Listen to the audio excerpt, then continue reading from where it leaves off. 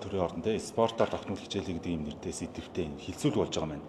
Энэхүү хилцүүлгээр яг ямар асуудлуудыг хилцэж байгаа бол одоо экспортоор хичээлсэн нэртэй хүний эрүүл мэнд бие хөдөлгөөнд яг ямар давуу талтай ямар нөлөөтэй гэдэг талаар. За өнөөдөр хүний хөгжил нийгмийн бодлогын байнгын орноос мөн байнгын орны дор байдаг соёл спорт залуучдын дэд хорооноос зохион байгуулж байгаа спортоор хичээлцэх гэсэн хилцүүлэг болсон. Тэгээ энэ бол яг харахгүй маш чухал. Яагаад гэвэл өнөөдөр Монгол улсад биднээс өмнө хилцүүлэг хийсэн амиа хоролтын төвшнгөөр Аз намхан далаадаа тэргүүлж байгаа. 100 мянган хүнд 18 хүн амиа хорлож байна. Энэ бол ийм цөөхөн хүн хамтаа ийм улсын хувьд байж усшгүй зүйл. Харамсалтай амиа хорлож байгаа ихэнх нь нэлээд олон жин эзэлж байгаа залуучууд байгаа.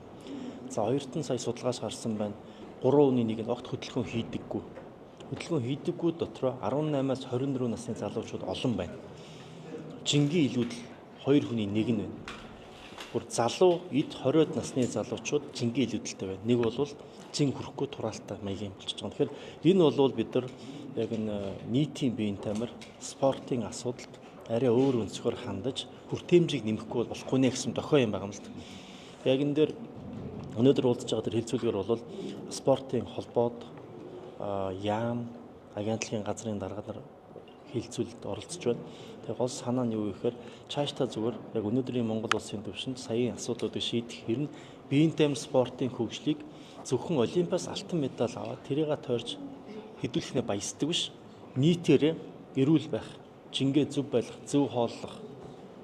Тэгээд стрессгүй, дарамтгүй байх. За цаашлах юм бол тэр Монгол улсад өндөр байна гэдэг амиа хорлтыг байхгүй болгох бүр тиймэрхүү чиглэлээр одоо бодлогынхаа зорилтыг тодорхойлоод арга хэрэгсэл хууль эрх зүйн орчин шинжлэх шаардлагатай байгаа юм. Энэ талаар бид нар ярилцж байгаа. Одоо сүүлийн жилүүдэд залуучуудын донд цус харуулт, нас баралт их байгаатай холбоотой спортын хөдөлгөөн бага байна гэдэг тийм зүйл яригадаад байгаа шүү дээ. Энэ талаар хэлцүүлэхээр яригдав. Ердөөс үндсэн асуудал ердөөс энэ. Ялангуяа эд насны залуучууд болон эд насны хүмүүс урьдчилан сайн үзүүлээгүй ч юм уу хөдөлгөөнд дутснаас, жингийн илүүдэл байснаас, буруу хоолсноос, буруу идэж ууснаас болж зүй бусаар нас барах тохиолдол олон байгаа. Энэ бол тоо баримтаар нотлогдсон зүйл байгаа. Монгол хүний дундаж насалтанд ялангуяа эрчүүдийн дундаж насалтанд хамгийн их нөлөөлж өгч зүйл байгаа. Тэгэхээр бид нар яах ёстой вэ гэхээр зөвхөн спорт гэхээр бид нар их спортыг олимпийн спортыг бодоод олимпийн алтан медаль авах тухай ярьж байна. Тэрийг тойрч буудан дээрээ сууж агаад олимпийн аваргыг шагшин магтаад ч юм уу тэрийг үзэх нь бол нэг асуудал. Хамгийн гол нь нийтээрээ хамгийн гол нь залуучуудаас эхлээд спортоор хичээлдэг. Спортоор өөрийнхөө эрч хүчийг гаргадаг. Тэр нэрүүл байх амьдралын хэв машлыг сурдаг байх хэрэгтэй байна. Энийг ингэ шившүүлэхгүй бол бид нар түрүүний ярьдаг нийгмийн асуудлууд, стрессийн асуудал, гэмт хэрэг, амиа хорлолт, өвчин энэ бүгд бол энэ бүгдтэй холбоотой юм а. Тэгээ бид нар яагаад энэ хүний хөгжил нийгмийн бодлогын байнгын орноор ярьж байгаа юм гэхээр салбарын асуудал биш. Спортыг хариуцсан яам нь сайд нь энийг хийгээ явдаг ажил биш. Эсвэл биеийн тамир спортын хороо хийдэг ажил биш. Эрүүлэндийн яам байна. Боловсролын яам байна. Соёлын яам байна. Энэ бүгд нийлж байгаа эцсийн дүндээ эрүүл, сарвал, ажиллах чадвартай өөдрөг юм Монгол хүнийг бүтээх ёстой шүү дээ. Тэг яг энэ рүү бүгдээрээ чиглэж байгаа болохоор хүний хөгжлийн нийгмийн бодлогын байнгын орон дээр ихээр яамдын харилцаж байгаа асуудлыг нийлүүлээд гол нь хүн рүүгээ чиглэсэн асуудал болж хувирах нь бидний өндөр хилцүүлгийн зорилго юм. За хоёрдугаар таарсан одоо Монгол Онгоцны ерөнхийлөгч нэр дэвшигчийн сонсолтойгоор асууя. Одоо нэр дэвшээд байгаа Эрдэнэс Монголын захирал ажилласан наран зөвхөн хэд мэрэгжлийн чадвартай орж ирж ин гэж та харж байна. Нөгөөдөөгөр одоо өмнөх ерөнхийлөгч хавгсрын те өөрийнхөө хугацаанд үүргээ хэр гүйцэтгсэн гэж харж байна. За наран цогт нэр дэвшигч бол яг би бас мэднэ.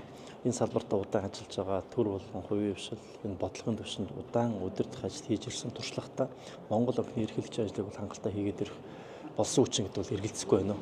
Одоо сонсгол дээр одоо иргэд нээлттэй оролцож байна. Дээр нь усын хурлын гишүүд бас асууж ярилцсан. Гол нь Монгол Онгоцны ерөнхийлөгчөд сонгогдох юм бол томилогдох юм бол ямар бодлогын ямар өөр шинжилгээ хийх юм бэ гэдэг.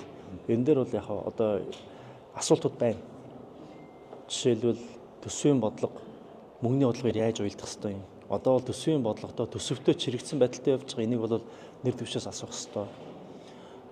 Зээлийн хүүгийн асуудлыг Монгол Онг шууд шийддэггүй. Гэхдээ ямар бодлого баримтлах юм. Эсвэл яг бодиттой асуудал тээгэлж байгаа зүйлийг ил тод хилдэг, ярьдаг, мэрэгжлийн үүднээс гаргаж ирдэг байх хэрэгтэй.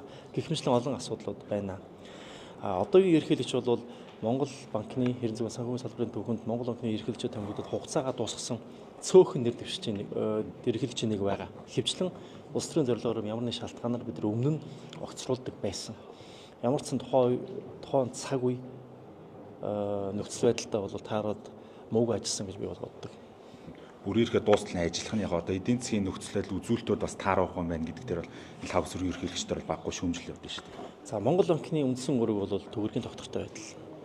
Хоёрт нь яг ханшийн асуудлыг тусгасан байдаг. Гэхдээ эдийн засгийн энэ асуудал үр дүн бол ганц Монгол банкны ерөнхийлөгчөөс хамаарахгүй.